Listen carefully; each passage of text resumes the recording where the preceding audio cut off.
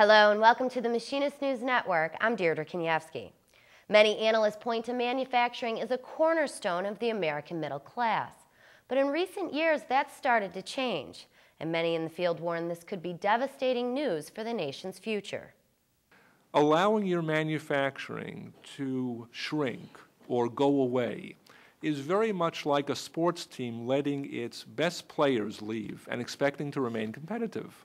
As a research fellow for the United States Business and Industry Council, Alan Tonelson has spent years watching manufacturing trends. He says even with all of its problems, this section of the American economy is still the star and the best growth engine we have. He knows this country's future could be in danger if it's not protected. The nub of the problem we have today is that the one country that the world relies on for a completely and wildly outsized share of its consumption is this country, even as we become stripped of our capacity to finance that consumption by earnings as opposed to racking up more and more debt. Even though manufacturing doesn't make headlines like other industries, Tonelson says it's headed for the same kind of trouble.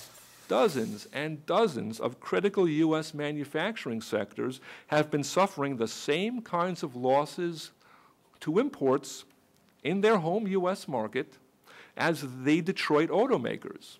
And everybody agrees that the Detroit automakers are today in desperate shape.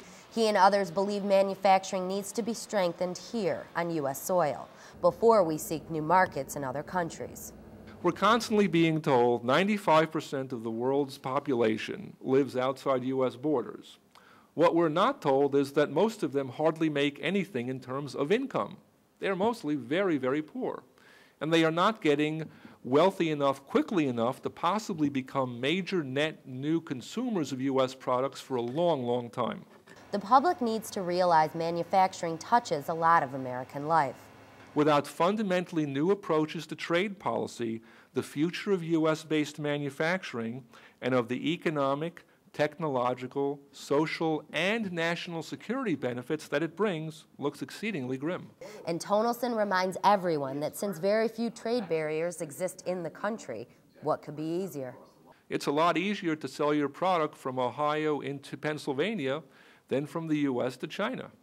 According to a report produced by the USBIC, between 1997 and 2005, only 4 out of 114 industries looked at didn't lose some of its business to imports.